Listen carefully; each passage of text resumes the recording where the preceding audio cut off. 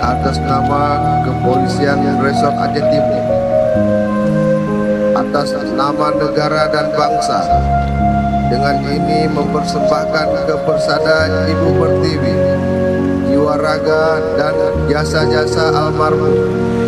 Nama Muhammad Ali, pangkat Aiptu, NRP 76080857, jabatan PS Kanit Samapta Polsek Simpang Jernih, Kesatuan Polres Aceh Timur, yang telah meninggal dunia demi kepentingan dan keluhuran negara serta bangsa pada hari Senin tanggal 7 April 2025 pukul 14.10 waktu Indonesia Barat di Rumah Sakit Umum Langsa.